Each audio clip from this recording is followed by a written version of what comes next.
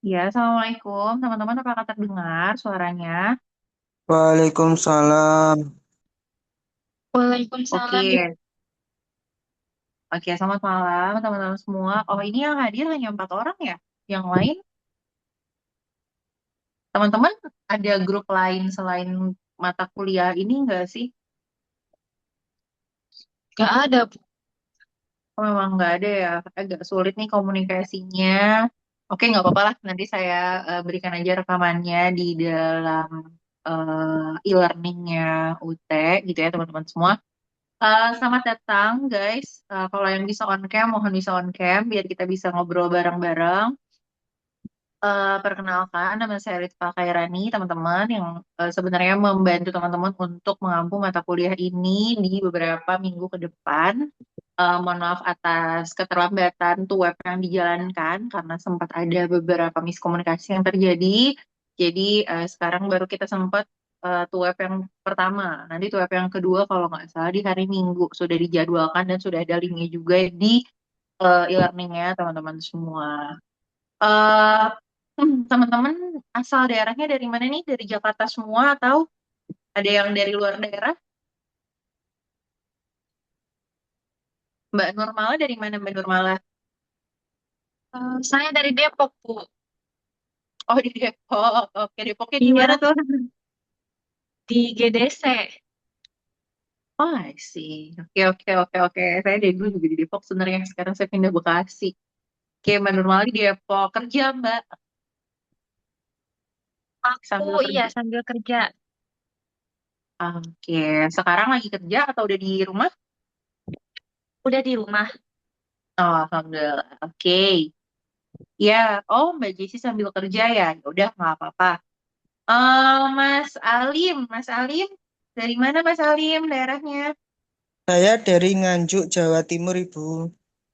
Wow, dari Jawa Timur. Wah, jauh sekali. Iya, Masya Allah kerja Mas. Atau saya apa nih? kerjanya Usaha. supir pick up, Bu. Oh, Masya Allah di sana drive pickup berarti. Ngirim barang seperti pertanian gitu, terus dikirim ke perusahaan gitu, ke gudang. Oh, oke. Oh, iya, iya, iya. Keluar kota juga atau di sekitar Jawa Timur? Masih sekitar Jawa Timur ya, mungkin ya ke Kediri paling jauh. Ke Kediri. Ini sekarang Ya. posisinya sambil dinas juga. Ini sudah pulang, kebetulan sudah pulang. Oke, oke, oke, oke, oke. Masya Allah, semangat, semangat, Mas. Oke, ada lagi Mbak Dewi, ada Mbak Dewi. Iya, Bu, saya Wah, kayaknya suara-suaranya dari Jawa juga nih. Dari mana, Mbak? dari Wilayahnya? Rembang, Jawa Tengah. Dari Rembang, Jawa Tengah. Iya, Wah, kerja, Mbak. kerja, Bu, baru pulang. Masya Allah. Ih, saya seneng deh ngajar teman-teman UT kayak dari luar kota gitu. Teman-teman saya juga ngajar di beberapa kampus, salah satunya di Jakarta sebenarnya, karena saya memang domisili sini. Ya, kalau Jakarta ya anak-anak dari Jakarta juga gitu, tapi ada beberapa mungkin dari daerah dari Kalimantan segala macam. Nah, cuman berbeda ya sama ketika saya masuk di universitas terbuka ini kayak masif banget dari mana aja. Sip, untuk mempersingkat waktu, saya akan segera untuk share screen, teman-teman. Jika memang sambil ada beberapa kegiatan lain, nggak apa-apa, tapi mohon bisa diperhatikan untuk materinya. Karena materi yang saya bahas hari ini adalah input dari tugasnya teman-teman yang saya rasa akan eh, akan sempurna jika ada beberapa poin-poin ini gitu. Jadi yang miss di tugasnya teman-teman. Sebentar.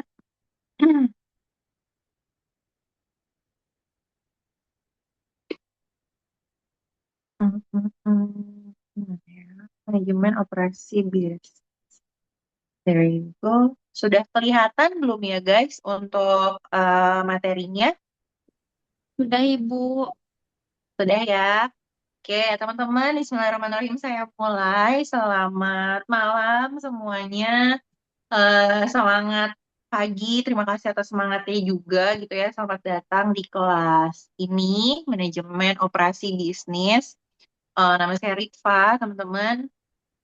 Balik lagi gitu ya, kita kalau ngomongin manajemen operasi bisnis atau yang teman-teman sudah pelajari sendiri, terkesan ini tuh serius, tapi sebenarnya dekat banget sama kehidupan kita, teman-teman semua. Terutama kalau teman-teman punya usaha atau nanti ke depannya insya Allah akan punya bisnis atau akan menjalankan usaha-usaha lainnya.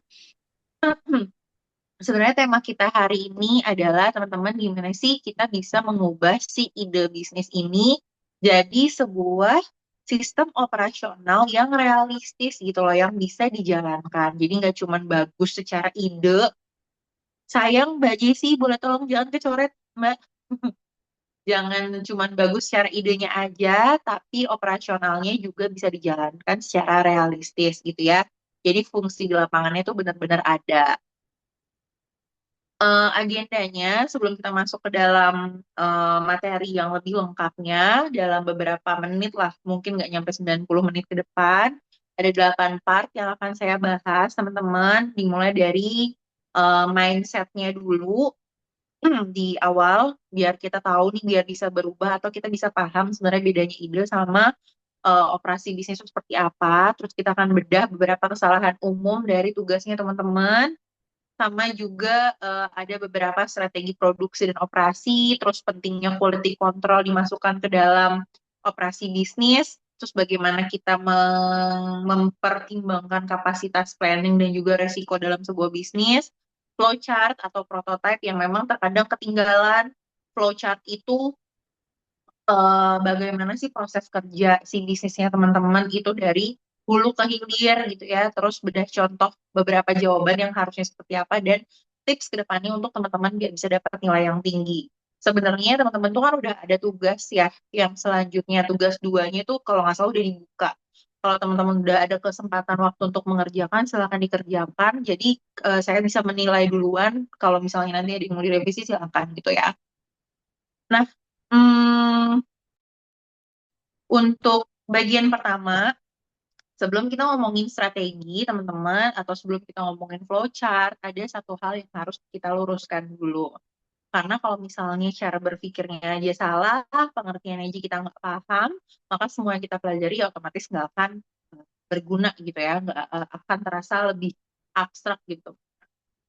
Teman-teman boleh perhatiin di slide yang ini, ide bisnis yang bagus nggak sama dengan sistem operasional yang bagus.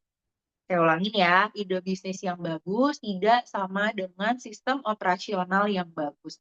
Oh, ini sebenarnya sederhana, teman-teman, tapi justru ini yang paling fatal karena sering saya temui di tugas teman-teman kelas ini juga gitu ya. Ilustrasinya gini, kalau misalnya ada kalian nih berempat karena kebetulan kelas, oh sudah berlima. Misalnya teman-teman berlima ini sama-sama buka kafe. Konsepnya mirip, kayak kafe-kafe kekinian sekarang, wifi-nya cepet, kopinya specialty, enak, terus bikin apa vibe-nya, suasananya juga cozy. Tapi setelah 1 tahun berjalan gitu ya, ada kafe yang rame, misalnya punya siapa di sini rame banget kafenya, ada juga yang ekspansi ke cabang selanjutnya, misalnya bikin di kota-kota selanjutnya, tapi ada juga yang gulung tikar gitu. Bedanya di mana? Bedanya bukan di idenya, teman-teman. Karena idenya sama. Idenya sama-sama bikin coffee shop yang atau cafe yang bentuknya ya sama kayak gitu gitu ya konsepnya. Tapi yang beda adalah gimana teman-teman menjalankannya. Cafe yang sukses itu gitu ya tahu persis berapa banyak eh, biji kopi yang dipakai tiap hari, jam berapa si pelanggan itu ramai datang gitu kan. Siapa yang jadi barista ketika ada yang sakit gitu, penggantiannya seperti apa, terus gimana kita bisa mengontrol semua kualitas makanan ataupun minuman yang ada secara sama gitu setiap harinya. Nah, adapun kafe yang gagal, yang tutup akhirnya ya mungkin punya ide bisnis yang memang cantik. Tapi mereka baru mulai berimprovisasi setiap hari. Jadi nggak dipersiapkan dulu dari awal gitu loh teman-teman. Hari ini misalnya stoknya habis, besok pegawainya ada yang resign, terus lusa ada pelanggan yang komplain gitu kan. Nah semuanya itu diresponnya secara mendadak dan mereka nggak punya sistem. Itu yang bikin mereka akhirnya tutup karena mereka terkaget-kaget walaupun memang ada statement learning by doing. Jadi ketika kita sudah menjalankan baru kita belajar. Tapi di balik itu ya tetap aja harus ada operasi bisnis, operational bisnis yang memang udah kita persiapkan sejak awal. Sehingga ketika ada yang terjadi itu nggak membuat kita kaget dan akhirnya berdampak kepada bisnis yang kita jalankan. Nah, inilah bedanya teman-teman ide sama sistem operasional. Jadi kalau ide merupakan konsep yang ada di kepala teman-teman semua, sementara sistem itu bagaimana sih konsep itu bisa berjalan setiap hari, setiap minggu, setiap bulan, bahkan ketika teman-teman sebagai pimpinan dari usaha tersebut tidak ada di tempat. Gitu loh. Jadi mereka tetap bisa berjalan dengan baik. Gitu ya poinnya. Kalau teman-teman ada pertanyaan, mau motong pembicaraan, silahkan.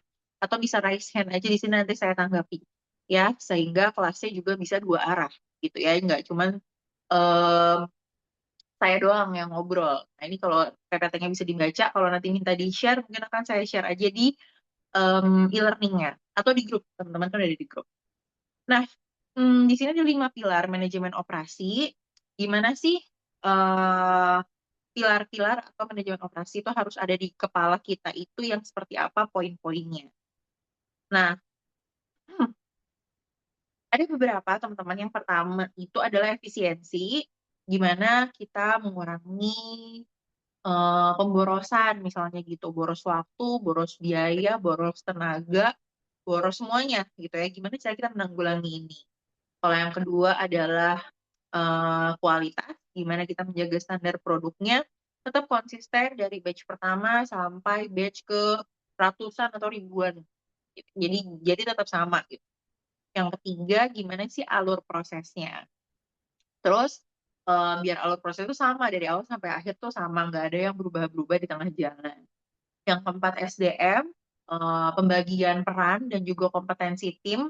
Jadi siapa yang ngerjain apa, kapan, gimana, itu udah ada SOP-nya masing-masing, udah ada job list-nya masing-masing. Kalau yang kelima, pengendalian. Jadi kita monitoring sistem sama evaluasi rutin supaya kita tahu em, apa sih sebenarnya masalah yang terjadi sebelum masalah tersebut menjadi besar dan akhirnya membuat usaha kita juga jadi gagal gitu ya.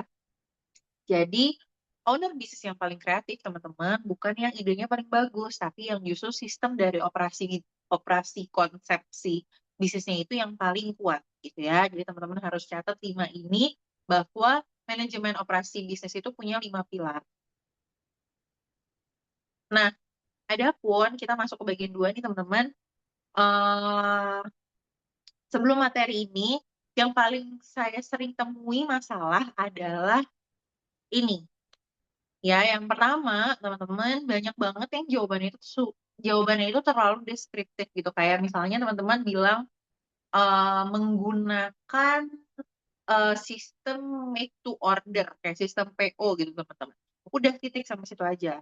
Teman-teman nggak ngejelasin lagi kenapa sih milih MTO, dampaknya apa ke usahanya, ke biayanya, ke kualitasnya gitu ya. Terus konsekuensinya juga gimana kalau misalkan pakai sistem pre-order atau MTO ini ketika lagi rame tuh kayak gimana. Nah, ketika teman-teman cuma jawab sampai titik MTO aja tapi nggak dijelasin dampak, kualitas atau apapun ya itu pasti nilainya juga berbeda. Padahal yang harusnya teman-teman jalankan, kalau di sini udah ada yang ngejelasin tentang itu, alhamdulillah ya lebih baik. Tapi kalau ada yang belum, harusnya yang dilakukan adalah jelasin teman-teman. Kan teman-teman udah mahasiswa nih, jelasin kenapa sih milih eh, sistem tersebut, MTO atau PO itu gitu ya. Terus dampaknya ke kualitas tuh kayak gimana, dampaknya ke biaya gimana, dampaknya efisiensi gimana gitu. Jadi teman-teman harus jelasin itu. Jadi kalau misalkan cuma nyebutin MTO-nya aja ya otomatis nilainya juga berbeda dengan yang kasih pertimbangan-pertimbangan kenapa memilih yang itu. Yang kedua, flowchart-nya cuma formalitas aja. Jadi banyak teman-teman mahasiswa di sini yang nulis flowchart-nya itu yang ngegambarnya cuma terlalu sederhana gitu kayak order, produksi, selesai. Udah 3 kotak aja. Padahal flowchart atau yang lebih parah lagi ada yang bentuknya tuh cuma narasi doang gitu loh, teman-teman. Jadi nggak ada eh, diagram gitu. Nah, itu iya kalau kayak gitu berarti bukan flowchart ya, sebenarnya cuma cerita. Itu salah, yang benar itu harusnya ada tahapan kerja yang nyata seperti apa. ada titik QC-nya yang kadang lupa, quality control, ada proses delivery-nya di sana, dan bahkan harusnya ada loop feedback dari pelanggan. Nanti di akhir saya contohkan. Ya, lalu yang ketiga, lupa quality control. Ini sering banget kejadian karena teman-teman mahasiswa cuma fokus sama produk, fitur, branding. Produknya apa, fiturnya kayak gimana, cara memperkenalkannya atau membrandingnya seperti apa.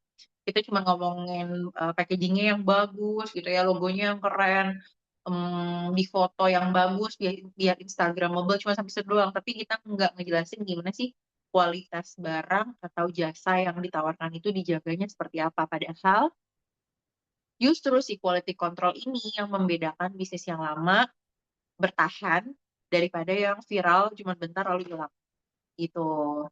Lalu yang keempat, nggak mikirin resiko. Jadi mahasiswa biasanya cuma nulis seolah semuanya itu akan berjalan sempurna aja. Kayak sesuai dengan tulisan teman-teman. Ordernya pasti ada, produksinya pasti lancar, hmm, pelanggannya juga pasti puas gitu ya. Tapi kenyataannya sebenarnya nggak sesmooth itu kalau misalkan di lingkungan bisnis. Jadi harusnya bisa dijelaskan juga kalau misalkan ada beberapa kejadian yang nggak sesuai perkiraan sama kita terjadi, nah kira-kira tuh resikonya di mana. Yang kelima, teman-teman terkadang masih berpikir tugas ini adalah tugas proposal gitu ya. Padahal yang harusnya dibentuk adalah gimana sih pandangan kalian kalau kalian sebagai manajer operasi di sebuah bisnis. Jadi belum berpikir sebagai problem solver, belum berpikir sebagai sistem builder, si pembuat sistemnya gitu loh. Karena kalau misalkan ditanya bedanya apa, kalau kita ngomongin buat proposal ya dia cuma fokus sama idenya aja. Tapi kalau operation manager atau seorang manajer itu fokus sama ngejalanin ide. Nah, dua mindset itu sebenarnya beda, teman-teman. Ya, jadi yang dinilai sama saya di tugas teman-teman itu bukan cuma menarik atau enggak sih idenya, tapi ya gimana sih alur proses pembuatannya juga, apakah sudah tepat atau belum. Gitu ya, teman-teman semua. Oke, masih 5 orang yang hadir. Saya lanjutkan. Lalu selanjutnya ada poin dari materi kita hari ini. Saya akan memperkenalkan 5 strategi produksi yang wajib teman-teman ketahui. Jadi bukan cuma tahu namanya aja, tapi harus tahu dipakainya tuh kapan, terus kenapa pakai itu, dan konsekuensinya apa. Mungkin teman-teman ada yang sudah dapat materi tentang ini atau sudah menginputkan ini di dalam tugasnya. Jadi di dalam em, strategi produksi ada beberapa atau ada 5 yang harus teman-teman kenal. Secara gambaran besar, yang pertama ada MTO atau make to order, teman-teman. Diproduksi setelah ada pesanan, yang tadi saya bilang ya, PO segala macam. Nah, kalau MTS itu make to stock, diproduksi untuk stok atau massal, jadi udah diproduksi dulu lalu kita simpan. Yang ketiga ada ATO, assemble to order, komponennya siap, udah tinggal dirakit sesuai dengan pesanan. Kalau FS itu flow shop, alur produksinya cepat dan berulang, sementara JS itu adalah job shop. Produksinya unik dan sangat custom. Jadi semua biasanya em, kalau ada orderan gitu ya teman-teman diulang dari awal karena memang sifatnya custom. Yang pertama coba saya jelaskan adalah make to order dulu guys, atau MTO. Definisi sederhananya, teman-teman, produksi itu baru dimulai ketika si ordernya itu udah masuk atau pelanggan sudah mengorder. Jadi nggak akan ada produksi sebelumnya, nggak ada stok yang memang waiting atau nunggu. Pelanggan pesan dulu baru kita produksi gitu. Nah, strateginya cocok buat apa? Contohnya di sini ada custom cake, ketika kita bikin kue ulang tahun atau apapun kebutuhannya. Kan agak susah kalau misalkan kita bikin banyak lalu disimpan. Terus juga ada healthy food ya, catering harian karena biasanya produknya harus fresh, itu kan nggak bisa disimpan lebih lama lagi. Yang ketiga ada dekorasi event, setiap event biasanya temanya beda-beda. Terus keempat ya custom secara umum aja, entah itu custom design atau mungkin teman-teman tahu ya ketika kita mau bikin konten ada yang suka orang-orang produksi konten gitu kan membantu itu. Keunggulannya di MTO teman-teman ada beberapa hal kita minim waste bahan baku. Jadi jarang ada bahan baku yang terjual karena teman-teman cuma memproduksi pesanan yang udah ada atau udah jelas orderannya apa. Yang kedua, kualitasnya lebih fresh karena memang dibuat saat dibutuhkan. Yang ketiga, memang lebih fleksibel sesuai pesanan, jadi bisa menyesuaikan customize dari pelanggan tuh seperti apa. Sorry, ini kelebihan ya, keunggulannya. Terus kekurangannya apa? Kalau kekurangan pasti waktu produksinya juga jadi lebih lama, teman-teman. Karena pelanggan kan harus nunggu dulu. Terus ketika orderan tinggi, kayak peak season, lebaran misalnya, atau lagi end year, atau segala macam, itu bisa jadi kewalahan, ya kan? Terus kapasitasnya terbatas karena kita akan agak kesulitan memprediksi demand di awal-awal. Beda sama ketika udah bisnisnya sustain selama 1 tahun, biasanya kita sudah bisa memperkirakan nih bulan Januari biasanya gini, bulan Februari seperti ini gitu ya. 1 sampai 5 tahun tuh kita udah bisa memperkirakan. Jadi kalau teman-teman ada yang pilih MTO ini sebagai metode di dalam tugas teman-teman, ya harus jelasin alasannya apa. Bukan cuman biar fresh aja jawabannya gitu ya, tapi karena misalnya shelf life-nya produk itu sebentar, jadi biar nggak membuang-buang bahan baku, ya kita pilih ini biar bisa menjaga juga kualitas ke pelanggan ya gitu-gitu. Itulah baru jawaban setara teman-teman S1 gitu ya untuk para mahasiswa. Saya lanjutkan karena belum ada yang memotong ataupun bertanya, saya lanjutkan aja. Yang kedua ada MTS, teman-teman. MTS itu adalah make to stock. Jadi kebalikan dari MTO. Produksinya dilakukan dulu, hasilnya disimpan sebagai stok lalu dijual. Ya, misalnya baju juga bisa kayak gini. Cocoknya buat apa? Biasanya produknya massal, makanan kemasan, frozen food, minuman botolan, snack retail banyak ya teman-teman. Intinya produknya demand-nya bisa diprediksi dan juga produknya tahan lama. Keunggulannya apa? Produknya cepat ada, tersedia ketika ada yang mau beli. Jadi si pelanggannya nggak perlu nunggu. Terus produksinya lebih stabil teman-teman karena udah bisa direncanakan.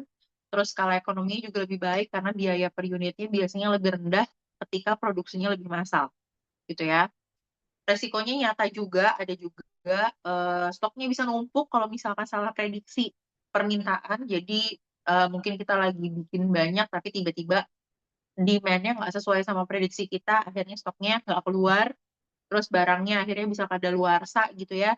Dan modal kita sebagai pebisnis bisa tertahan karena barangnya belum terjual atau belum keluar.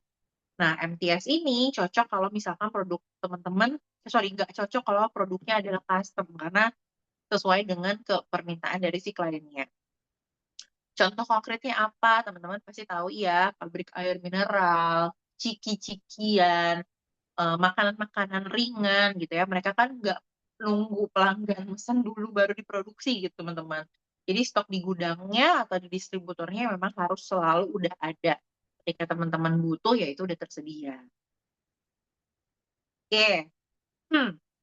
Selanjutnya ada ATO, Flow Shop, dan Job Shop. Ini digabung. Assemble to order atau ATO ini biasanya tengah-tengah di antara si MTO sama MTS tadi. Kenapa? Karena komponen dasarnya udah ada, udah disiapin. Perakitan akhirnya ketika menunggu pesanan yang udah masuk. Contohnya apa? Bisnis dekorasi event yang sifatnya udah modular. Teman-teman mungkin tahu ya, ada yang event-event yang memang settingannya seperti itu sama, tinggal backdropnya doang yang kita ganti-ganti gitu, gambar belakangnya doang kita ganti-ganti. Terus kursi, bunga ya udah ready stock semua. Karena misalnya teman-teman tahu bisnis dekorasi wedding atau pernikahan, nah itu kan biasanya bunganya si vendor dekorasi udah punya bunga-bunganya, tinggal kita pakai. "Oh, aku mau warna merah, aku mau warna pink, atau mau warna apa." Tapi pengaturan akhirnya itu disesuaikan dengan permintaan si kliennya.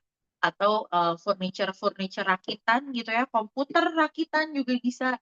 Jadi cocok kalau misalnya teman-teman mau cepat tapi tetap fleksibel sesuai dengan permintaan, cuman kita udah punya part-part yang tinggal kita susun. Yang kedua ada flow shop. Strategi ini fokus sama alur produksi yang cepat, berurutan, berulang. Jadi repeat. Contohnya apa? Laundry kiloan. Teman-teman mungkin ada yang di sini punya usaha laundry kiloan, atau senang dan pengen juga bikin ya. Gitu. Sebenarnya flow-nya muter aja. Pakaian masuk, dicuci, dikeringin, mau disetrika atau enggak, dilipat, keluar. perputarannya selalu seperti itu. Ya, urutannya selalu sama. Atau restoran cepat saji, kalau misalkan kayak McD gitu-gitu, atau KFC, atau Sabana, atau apapun yang ada di daerah teman-teman, itu juga sama. Produknya ya, flow-nya sama seperti itu. Cuci motor juga sama, cuci mobil gitu ya. Ya mobil masuk, dicuci, divakum, dikeringin, segala macam, saya lupa, keluar, udah beres gitu. Yang ketiga ada di sini ada job shop, kebalikan dari si flow shop.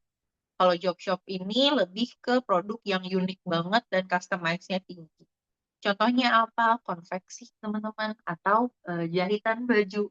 Karena seragam gitu ya, jadi kan semua seragam pasti punya customize masing-masing. Setiap pesanan bisa masuk beda ukuran, beda desain, banyak lah. Sebentar ya.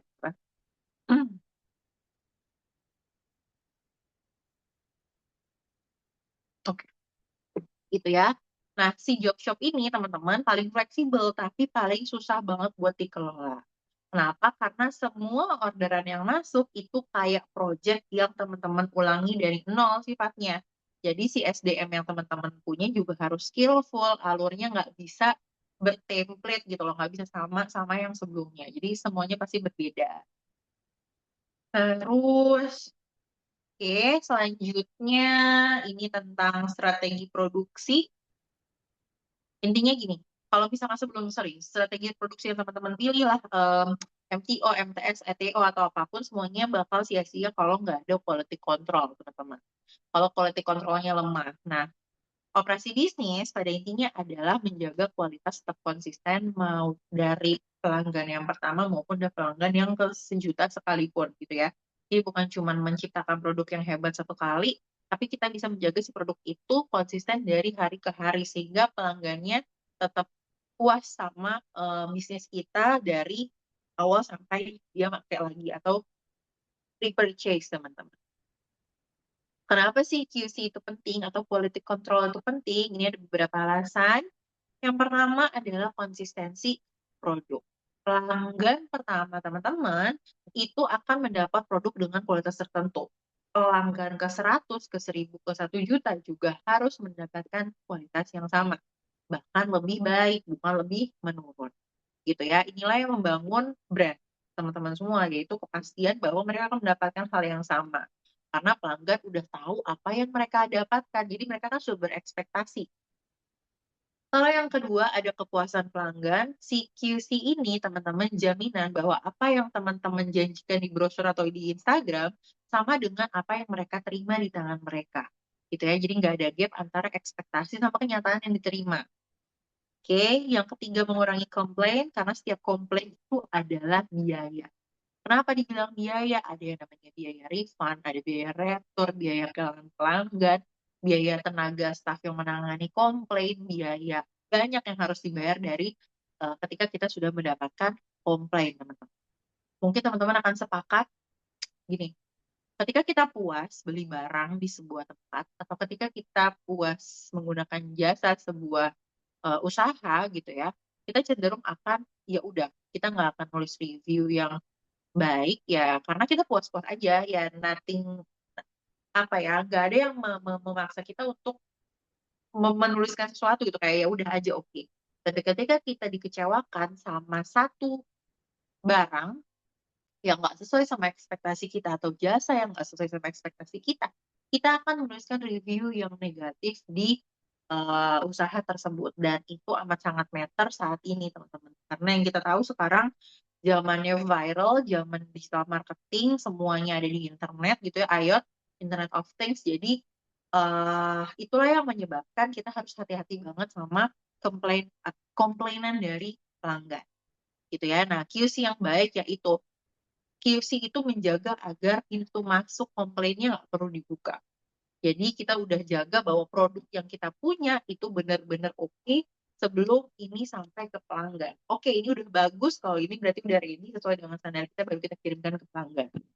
Gitu. Yang keempat, menjaga reputasi di era media sosial. Satu kegagalan dari kualitas bisa jadi viral. Sama ya seperti yang saya bahas tadi, satu pelanggan kecewa bisa posting di mana aja. Gitu ya. Mau di Instagram Story kayak, di Thread kayak, atau di Google, atau di Facebook, name it lah sama teman-teman. Di mana-mana mereka bisa review. Dan reputasi yang dibangun bertahun-tahun itu bisa runtuh dalam satu malam. Itulah kenapa quality control bukan opsi, tapi menjadi sebuah kewajiban. Jadi jangan sampai lupa ya teman-teman, quality control itu adalah hal yang justru amat sangat penting, tapi kadang kelewatan. Gitu ya. Ini contohnya, kalau di laundry misalnya, apa sih yang harus dicek? Yaitu nodanya ada yang tersisa atau enggak, label pakaiannya jangan sampai hilang ya. Jangan ada yang sobek, pakaian jangan sampai tertukar. Saya di sini pribadi kadang kalau pakai laundry yang udah kiloan gitu ya teman-teman, mungkin kalian punya pengalaman juga, masuk 10 baju, keluar tinggal 9. Atau masuk 10 kok beda-beda yang masuk ke yang keluar ke kita atau kembali ke kita. Nah, itu yang harus dijaga dari laundry. Aromanya gimana, wangi nggak, sesuai nggak sama ekspektasi kita dari customer, lipatannya rapih nggak gitu ya. Jangan sampai kayak kita kita aja ngelipat baju mungkin mungkin agak berantakan. Jadi ada 5 checkpoint minimal di dalam laundry. Sorry kalau ini mungkin 4. Kalau custom cake gimana ya, dipastiin sesuai nggak sama yang diminta klien gitu ya. Jangan sampai kliennya minta tema unicorn yang datang dinosaurus. Beda ya teman-teman. Itu, jadi jangan sampai berubah-ubah kayak gitu. Rasanya, teksturnya, sesuai nggak sih sama standarnya? Terus kalau misalnya suhu pengiriman yang boleh yang seperti apa? Terkadang kalau custom cake mungkin nggak semuanya bisa pengiriman menggunakan motor. Karena takut nanti jatuh di jalan, sorry, bahkan tergoyang di jalan aja bisa merubah si dekorasinya. Gitu ya. Jangan sampai rusak juga di jalan karena kemasannya. Terus kemarin yang contohnya juga healthy catering, banyak deh kalau nggak salah teman-teman tugasnya yang bahas tentang healthy catering, ya yang harus jaga apa, kesegaran bahan, ini kritis ya buat makanan sehat. Terus akurasi kalori, kadang kita udah masukin akurasi kalori di situ, karena pelanggan yang udah aware sama healthy food, biasanya udah aware banget sama kalori yang masuk ke badannya, kalori intake-nya, jadi harus sesuai. Packagingnya food grade nggak gitu ya, ketepatan nganternya bisa nggak. Waktu itu saya pernah pakai jasa salah satunya yang di Jakarta, ketika makanan tersebut dimakan untuk makan siang, ya otomatis datangnya harus sebelum jam 11. Karena beda-beda dengan makan siang jam 12, jam 1, jangan sampai datangnya lewat dari jam makan siang. Jadi setiap bisnis itu ada checkpointnya untuk quality control yang spesifik, teman-teman. Tugas teman-teman di level pengelola adalah menemukan kira-kira di bisnis yang teman-teman buat QC-nya harus di checkpoint yang mana. Lalu memastikan kalau checkpointnya itu bisa dicek oleh seseorang yang tahu standar dari usaha teman-teman semua. Ya, jadi kalau misalkan udah punya tim, ya timnya harus tahu standar yang udah ready untuk disampaikan ke klien tuh yang kayak gimana. Jangan sampai nanti nggak sesuai gitu ya. Ini bisa saya sampaikan karena kebetulan teman-teman saya juga punya 2 bisnis yang saya jalankan. Yang pertama di bidang fotografi dan videografi. Yang kedua saya menjalankan bisnis konsultan psikologi juga. Jadi itu yang saya sampaikan bahwa setiap setiap bisnis itu punya checkpoint yang beda-beda untuk quality controlnya. Gitu ya. Sampai sini ada yang mau ditanyakan, teman-teman? Udah ada 6 orang di dalam. Mas Hans, Mbak Jessi, Kalimatul Hidayah, Muhammad Alim atau Nur Malam, mungkin ada yang mau bertanya dulu. Sayang banget nih pada nggak bisa on cam ya. Hmm.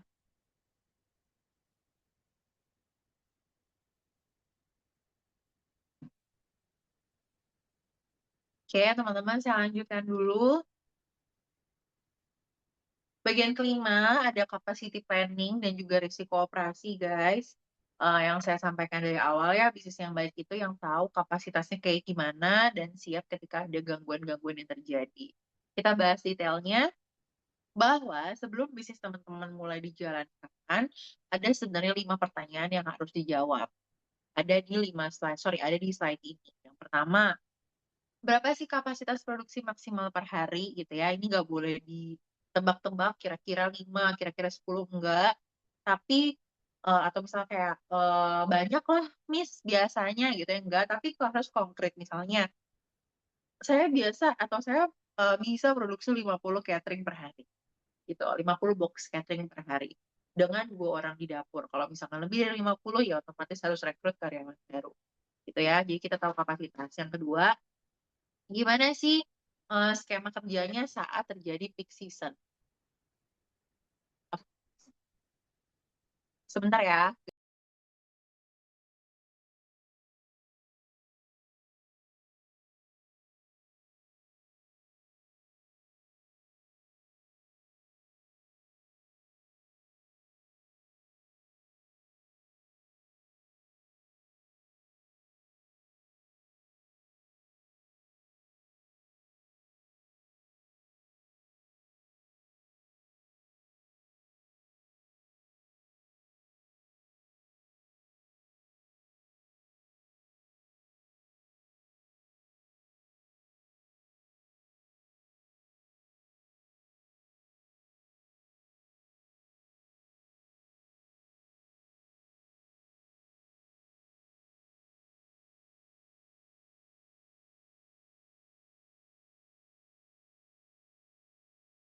Oke, teman-teman saya lanjutkan. Yang kedua, kalau lagi peak season gimana kerjanya gitu ya.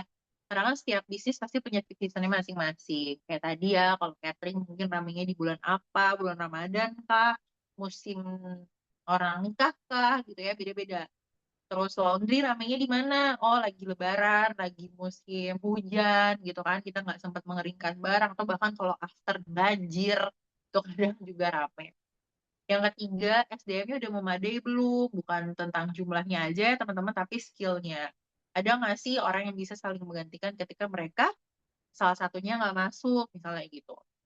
Kalau keempat, alat dan tempatnya udah cukup atau belum? Misalkan kompornya satu atau dua, atau mungkin lokasi, apa namanya, jarak antar tempatnya itu berapa meter yang bisa mereka bekerja dengan baik gitu. Terus yang kelima, ketika misalnya orderan tiba-tiba naik drastis 2 sampai 3 kali lipat, kita bisa tahu enggak gitu loh.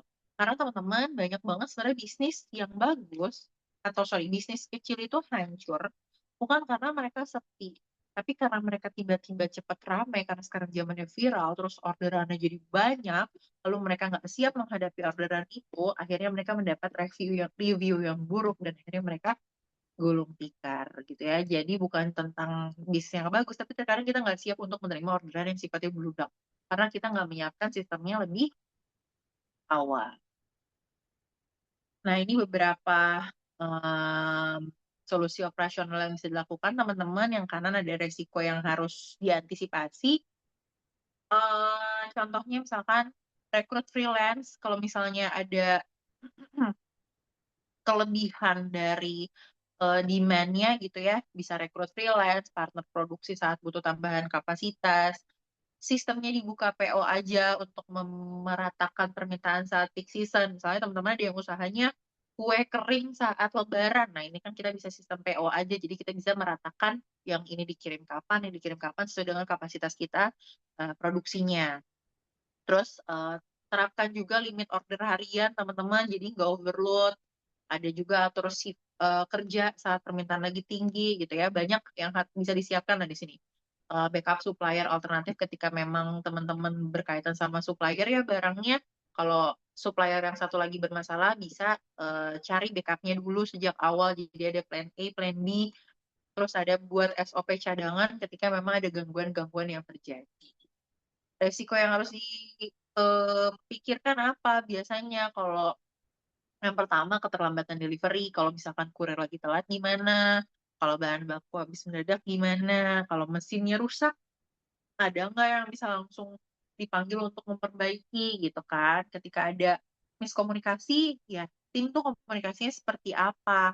Ketika ada komplain, kita mengatasinya gimana? Apakah ada tim sendiri yang mengatasi komplain atau mungkin biasanya ownernya yang mengatasi komplain? Atau tiba-tiba ada karyawan yang resign tuh seperti apa? Atau lagi sakit tuh gimana?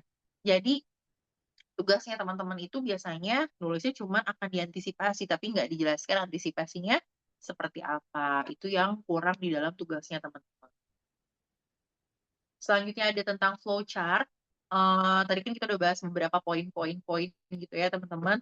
Tapi ini yang juga dilupakan, yaitu poin flow chart-nya.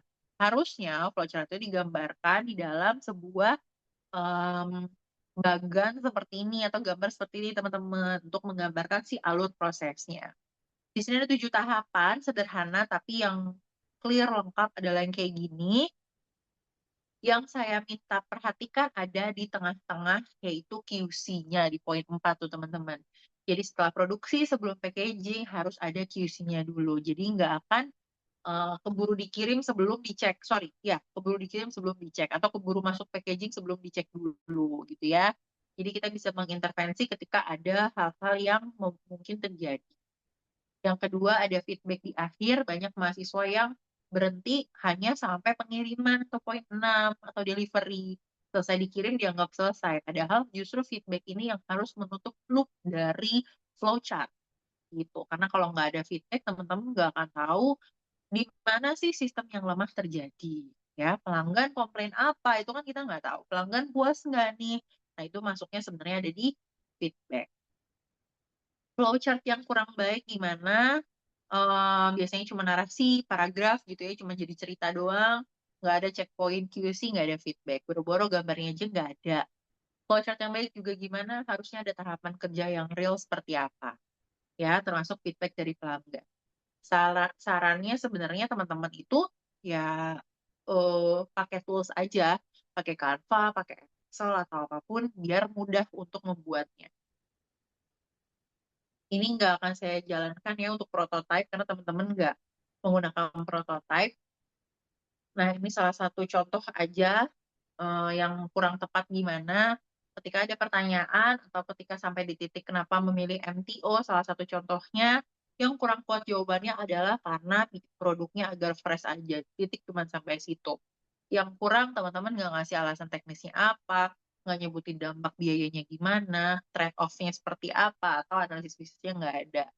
Harusnya ketika teman-teman menjawab memilih proses bisnis MTO, berarti teman-teman harus jelasin MTO itu dipilih karena shelf life produknya pendek, sehingga membantu mengurangi waste bahan baku dan lain sebagainya lah teman-teman jelasin di sini. Dikasih dampaknya, dikasih alasannya gitu kan, sampai kualitasnya juga dijelaskan harus seperti apa. Ini yang terakhir teman-teman, slide terakhir. Sebelum nanti resume, intinya adalah ada beberapa tips biar teman-teman nanti ke depannya bisa mendapatkan nilai tinggi kalau di pertanyaan-pertanyaan yang kayak gini lagi, kayak gini. Analisis mendalam, jangan lupa. Terus kalau prototype belum ada, lebih ke flowchart visualnya juga dijelaskan lagi. Resiko usahanya dipikirin seperti apa. Jadi teman-teman bisa kasih solusi dulu.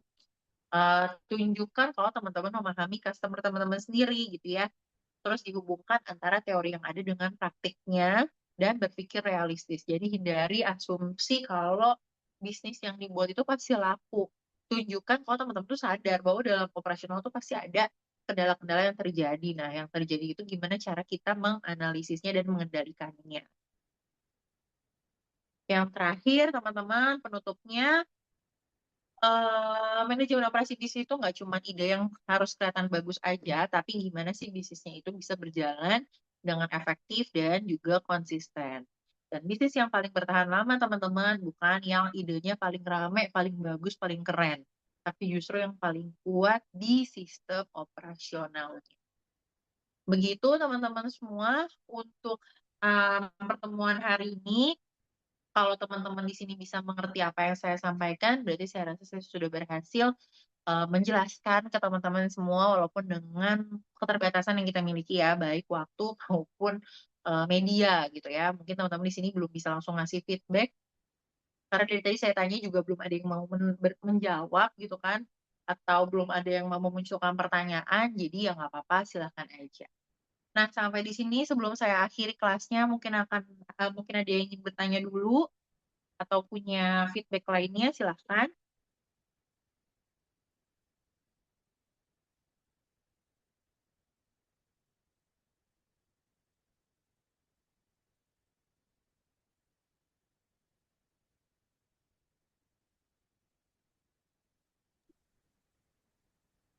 Ibu Oke, izin belum ada bertanya. ya. Oh iya, boleh, silakan. Siapa nih? Nurmala, Oke, silakan Mbak Nurmala. Ibu kalau yang diskusi itu wajib diisi atau enggak ya, Bu? Ngaruh nggak ke nilai ininya? Kalau saya juga baru tahu Mbak Nurmala, kalau kan kita tuh ada sesi praktiknya ya, sorry sesi tuebnya ya. Rupanya kalau yang punya sesi tueb itu diskusi tuh nggak bisa dikasih nilai sama saya. Beda sama yang tanpa tueb. Jadi kalau menurut saya sih nggak ngaruh ya sebenarnya si sesi diskusi itu, tapi justru mungkin lebih ke hitsnya teman-teman gitu loh kan. Yang saya tahu kalau UT itu ada berapa kali kalian aktif di dalam aplikasi e-learningnya teman-teman kan. Jadi kalau ada kolom diskusi baiknya tetap dihitung, sorry, baiknya tetap diisi aja biar teman-teman terhitung aktif gitu. Tapi kalau untuk nilai sih nggak ngaruh. Nilai sih nggak ngaruh karena saya nggak bisa input nilai juga di situ. Tapi saya nggak tahu nih, mungkin nanti di akhir ada kolom penilaian keaktifan atau enggak. Karena kalau misalkan ada, berarti saya bisa memberikan nilai sesuai dengan hak prerogatif saya sebagai pengajar gitu ya. Teman-teman nih aktif atau enggak gitu secara pribadi. Tapi beda sama kelas yang non tuer gitu Mbak. Kalau untuk ini isi aja lah biar kita aktif. Oke, Ibu, terima kasih. Iya, sama-sama. Ada lagi teman-teman yang lain. Teman-teman ada yang bisa on cam, saya mau screenshot dulu untuk bukti tuweb 1.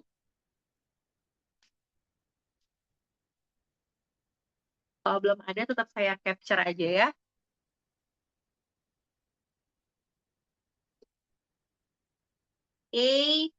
Baik kalau misalnya udah dirasa cukup sama teman-teman semua pun jika nanti ada pertanyaan di luar materi ini atau di luar hari ini gitu ya teman-teman boleh banget nanya di grup aja atau japri ke saya.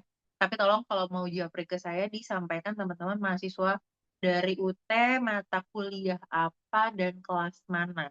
Itu karena takutnya saya tercampur dengan mahasiswa saya di kampus-kampus lainnya. Terima kasih teman-teman atas kehadirannya. Semoga materi hari ini bermanfaat dan teman-teman bisa menyelesaikan mata kuliah ini dengan baik. Kurang lebihnya saya mohon maaf. Wassalamualaikum warahmatullahi wabarakatuh. Waalaikumsalam. Makasih ya, Ibu. Waalaikumsalam warahmatullahi wabarakatuh. Makasih, Bu. Iya, sama-sama.